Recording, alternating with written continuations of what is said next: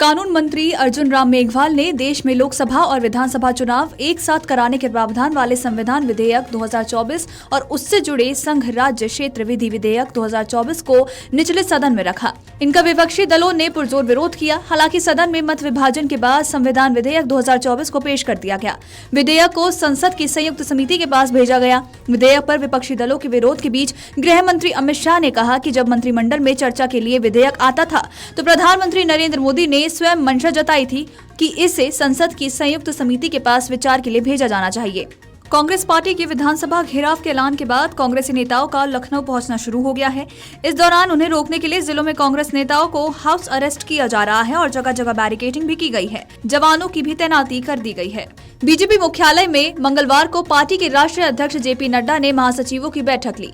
इस बैठक में मुख्य तौर पर बीजेपी के राष्ट्रीय अध्यक्ष की चुनाव की प्रक्रिया में कई राज्यों के प्रदेश अध्यक्षों के चुनाव की प्रगति पर चर्चा हुई। इस बाबत आगामी 30 दिसंबर को संभावित राष्ट्रीय कार्यशाला का आयोजन होना है। इस बैठक में आगामी संगठन में चुनाव की तैयारियों पर भी चर्चा हुई। इसमें मुख्यतः राष्ट्रीय अध्यक्ष और प्रदेश अध्यक्षों की चुनाव की प्रक्रिया की समीक्षा भी की गई और आज की बैठक में आगामी दिल्ली विधानसभा चुनाव के लिए भी तैयारियों पर चर्चा की गई। बाबरी विध्वंस के बाद 1992 में संभल में हुए दंगे के बाद से बंद मोहल्ला खचवायन स्थित प्राचीन राधा कृष्ण मंदिर को 32 साल के बाद मंगलवार को प्रशासन ने खुलवा दिया है।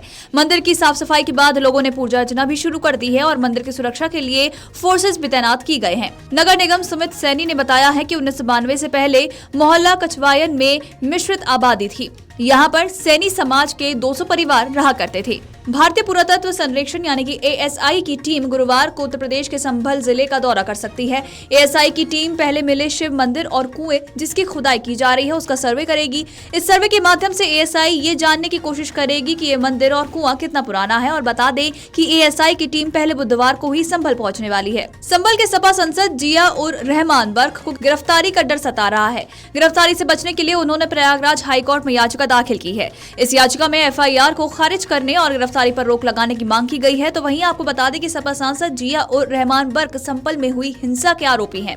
इस पूरे मामले में शुक्रवार को सुनवाई भी हो सकती है। संभल में शाही जामा मस्जिद के सर्वे को लेकर 24 नवंबर को हिंसा भड़की थी। इस हिंसा में 5 लोगों की मौत हो गई थी जबकि 2 दर्जन से भी ज्यादा लोग घायल बताए गए हैं।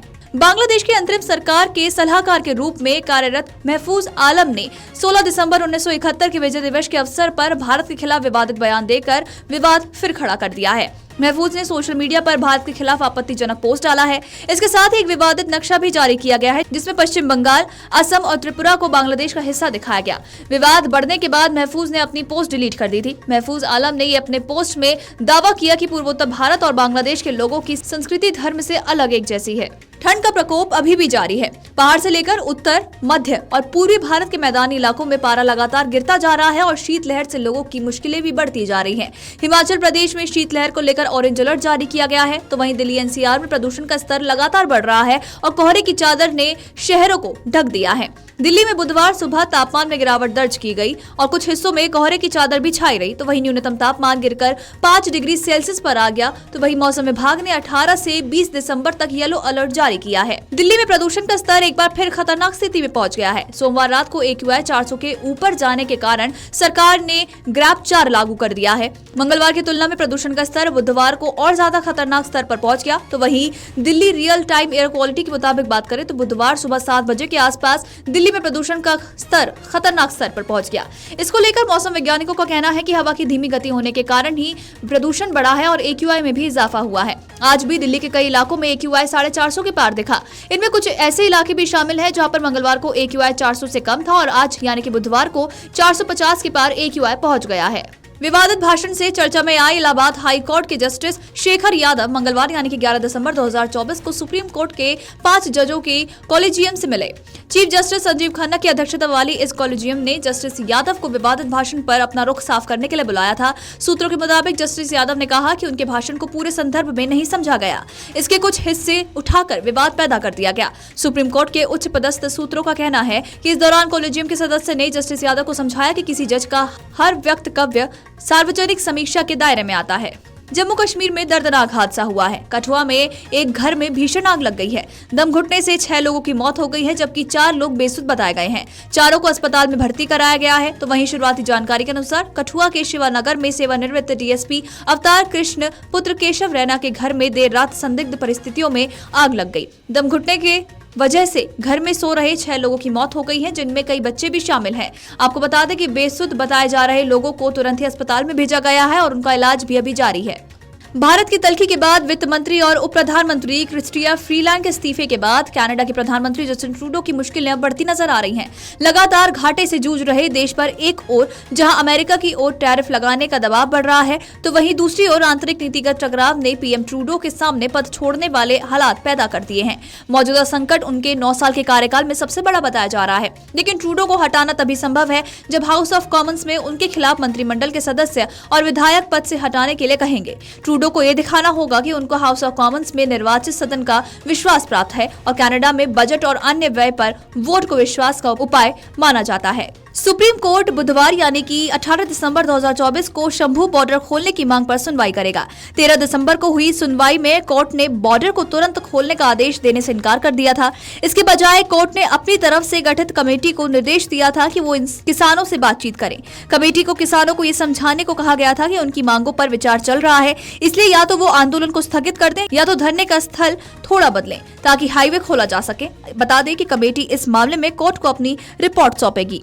लोकसभा में एक देश एक चुनाव विधेयक पेश किए जाने पर संयुक्त किसान मोर्चा की कड़ी प्रतिक्रिया सामने आई है। किसान मोर्चा ने इसे राज्य सरकारों के संघीय अधिकारों को समाप्त कर एक बाजार बनाने का कॉर्पोरेट एजेंडा करार दिया है। बता दें कि 2020-21 में दिल्ली की सीमाओं पर कृषि कानूनों के खिलाफ विरोध प्रदर्शन का नेतृत्व करने वाले एसकेएम के किसानों और श्रमिकों से एक राष्ट्र एक चुनाव विधेयक का विरोध करने की अपील की थी। एसकेएम ने कहा था कि ये विधेयक राज्य सरकारों की स्वायत्तता और संघीय अधिकारों को खत्म करने का प्रयास है और ये कॉर्पोरेट शोषण को बढ़ावा देने के लिए एक राष्ट्र एक बाजार बनने का हिस्सा है।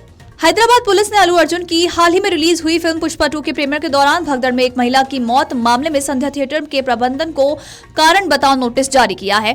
इस नोटिस में थिएटर प्रबंधन की खामियां भी गिनाई गई हैं, जिनके कारण यह हादसा हुआ।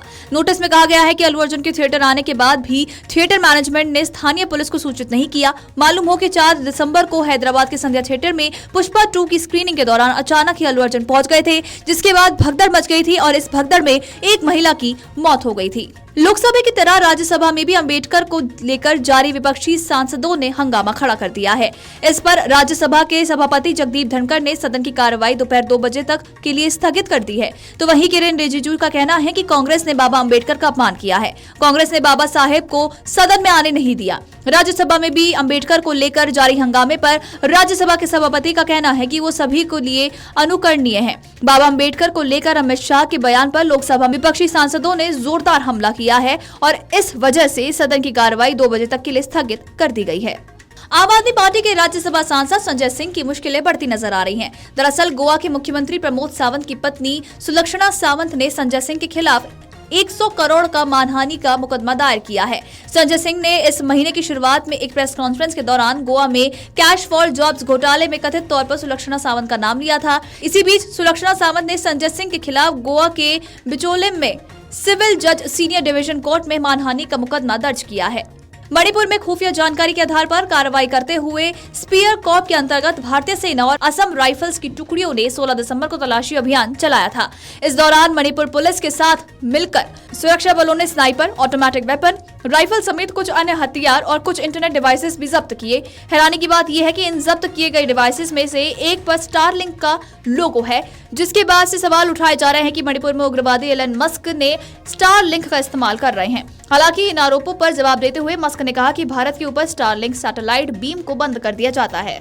यूक्रेनी सैनिकों के खिलाफ रासायनिक हथियारों के उपयोग के लिए जिम्मेदार ठहराए गए रूस के न्यूक्लियर, बायोलॉजिकल और केमिकल डिफेंस फोर्स के chief lieutenant general Igor Kirillov की मंगलवार सुबह मॉस्को में हत्या कर दी गई।